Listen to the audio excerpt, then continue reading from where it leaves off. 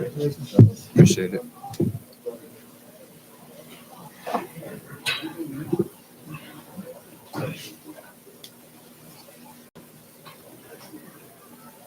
If you'd like to start. Malachi, did you have any extra incentive today? Nah, I wish, but I'm glad you're here though. Yeah, I ain't got nothing.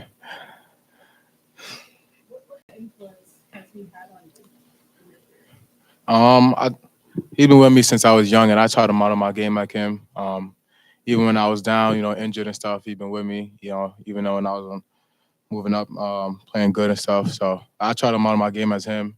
Just growing up watching him, I aspired to be like him. Nah, not in a minute. Not in a minute. You said that it was up in the air a couple days ago whether or not he was going to be able to make it here in person. Did he give you any heads up ahead of time, or was it this morning? No, he didn't even tell me. I was asking him the whole week. He didn't tell me, but he told me the last day yesterday. So I'm glad you're here, though. when you see some athletic greats come back, and I know again we're busy during halftime, but does that do anything for you guys? Just I don't know, just having that kind of success honored on a day like this. Does it do anything for you guys? Yeah, I think it's really special, especially for Mally. It's just incredible to see that, the past is coming back and they're being celebrated. So, it's cool to see that. And I know Mally's proud of his brother, so it was pretty cool.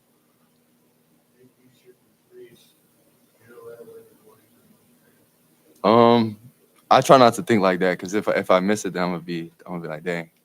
But I try to just shoot it and let it go. This game went a long time ago, 0-6 in the opener. Yeah, definitely. Yeah, but felt nice to see him go in. What's the feeling after 0-5 compared to 5-5, taking that sixth shot? I think just the mindset is just next shot, whether it goes in or not, because just got to keep shooting as a shooter. Because obviously these guys are giving me good shots and stuff like that. So just got to have a next shot mentality, whether it goes in or not. Yeah. Malachi, early on, it's like they're trying to really slow you guys down. You guys are a fast-paced team. What was it like trying to find your guys' rhythm? You feel like you guys kind of figured it out once you got going? Yeah, I think we need to keep playing like that. I think we're hard to guard. I think that's our identity now. We're probably like 10 games in. So I think that's how we need to play. We can play slow, but I think we're better when we play fast in transition. How important was it for you guys to get that early lead just after the way things went Tuesday, having to come back in the second half like that? Is that something you guys talked about going into this one? Yeah, I think that was just a point of emphasis, just starting off with urgency, kind of what Coach talked about and what we were talking about in practice this week. Nate, I know you guys make a point every preseason to talk about winning these games at home, to keep it going. Now 7-0. What does that mean for you guys? What does that boost you for you guys? Yeah, just tells us to keep going. That the things that we're doing are working, but just continuing to build every day, week by week, game by game.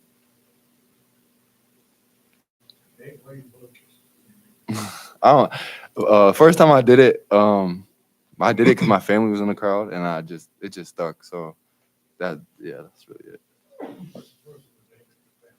Yeah, then it just became a thing. When was it? Last year at Northwestern. You guys get a break now next Saturday because you're no stranger to playing high-profile ranked teams. Marquette coming in here. How are you guys get ready for this one now? Using a long week to help you get ready for another top team. I think we got a week off, so we're probably just gonna rest the next couple of days. I think early in the week we're probably gonna start going over the scout and stuff like that, what they're doing offense, defense. But I think we're gonna be excited. The play is gonna be home game, prime time at 7. So I think we're all gonna be excited. I know the crowd gonna be excited too. So we're all ready to play. Nate, after the trip to Maui, playing Iowa State, UNC, UConn, beating them, is it nice to have a chance to play your home court against a team like that now? Yeah, like Mally said, I think we're pumped for it. We're ready for it. We're excited that the Flyer fans get to see that game, such a good game, in our home court.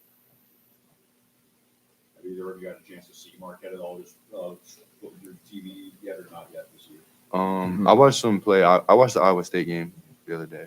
I ain't really watched too much. I will this week though, for sure. You say you saw the Iowa State game. What did you see in that game? Just Cyclones were able to get the win. What did you see that you feel you guys might adopt in terms of what will help you next week? We'll watch them again. We'll watch more film and stuff like that. But just notice that they're a very good team, obviously. So just got to take the week to prepare for them. Anything else? All right, thanks, fellas. Good job.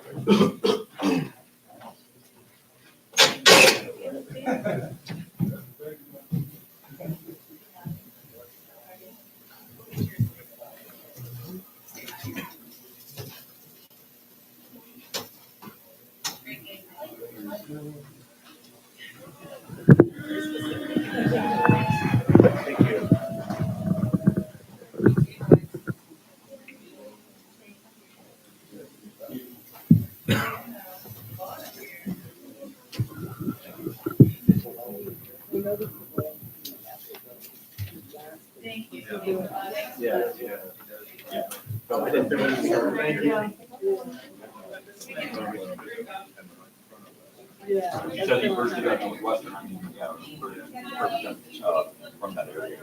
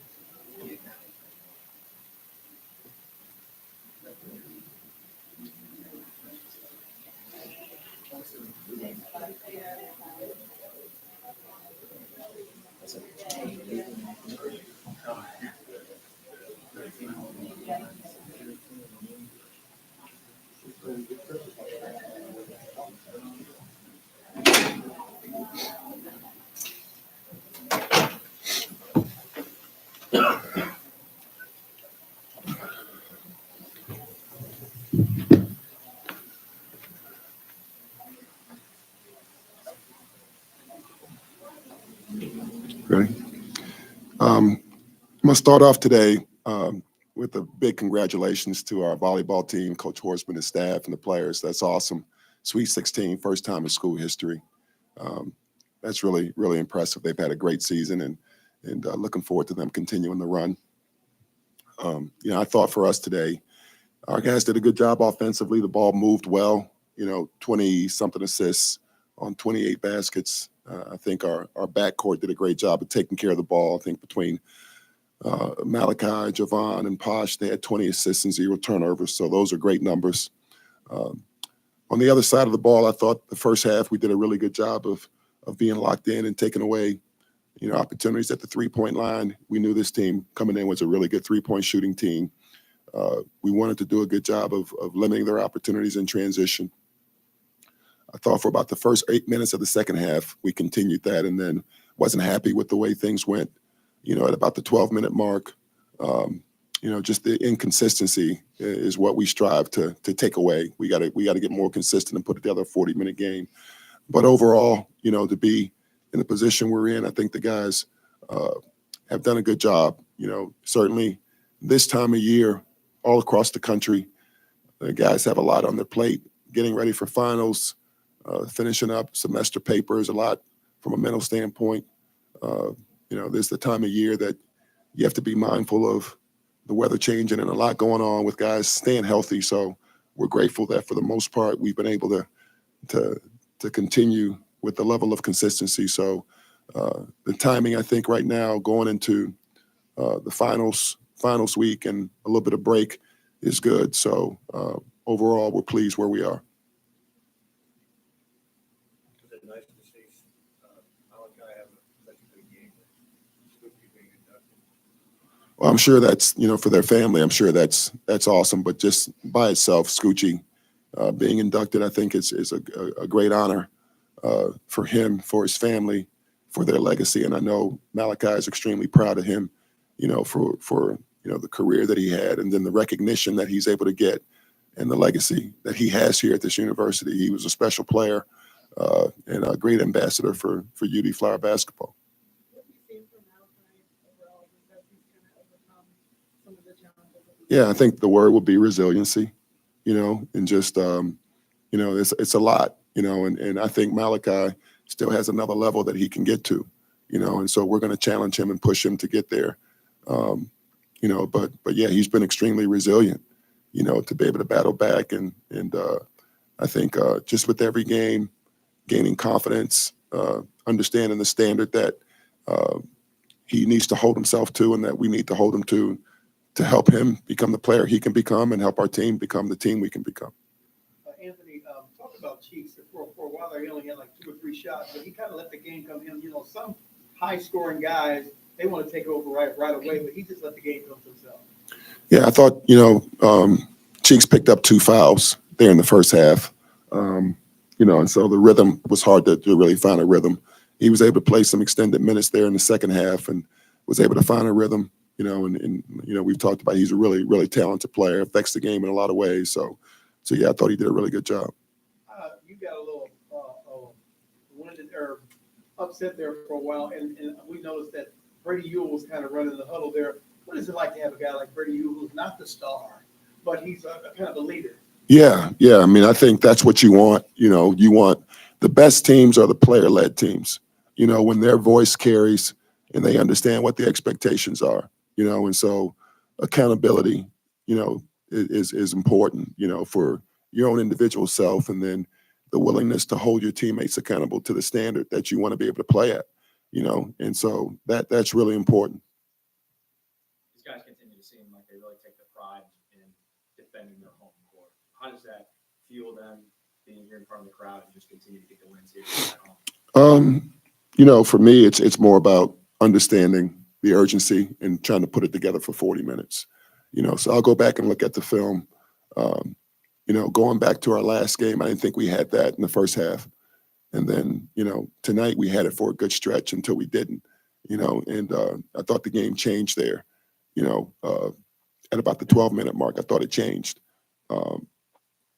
So now we had to kind of fight through the after effect of that, and so sometimes what I feel when I'm watching the game live is different than what happens when I go back and watch it again on film. So I want to see, what that period, what it really ended up being, and we'll go from there. But it's still, to me, it's still a work in progress in terms of us understanding how to do that.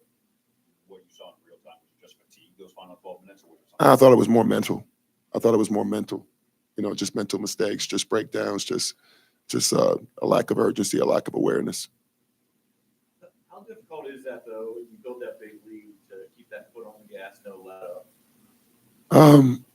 I think it's you have a certain standard that you play to. All these guys work really hard, and they're held to the same standard in practice in terms of understanding what we want to do and how we want to do it, right? And then buying in and having the conviction to believe that they need to do it to help the team and to help themselves, right? And then trying to develop a consistency to do it that way all the time. It's really not complicated. Coach, 2-part question here. I know you're glad to have Nate Santos back. When a guy comes to you and says he might leave, you kind of still leave the door open for him to come back?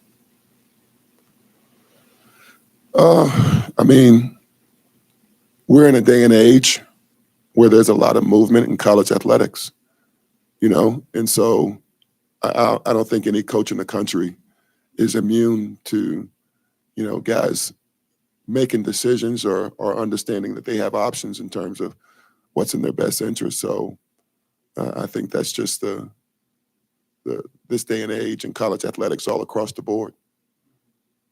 Anthony talked about the guys mentally, focus for the finals and stuff. You guys get this break now, but Marquette coming to town. What about this week is so important for them to really stay locked in with this longer break? Yeah, first and foremost is taking care of their academics. The second thing is taking care of their bodies and getting somewhat of a mental break away from basketball for a few days. And, We don't play again until next Saturday, I believe. So we got, some time to self-evaluate a little bit, some time to get healthy, hopefully, to get a little bit of a mental break and come refreshed for our preparation heading into next weekend.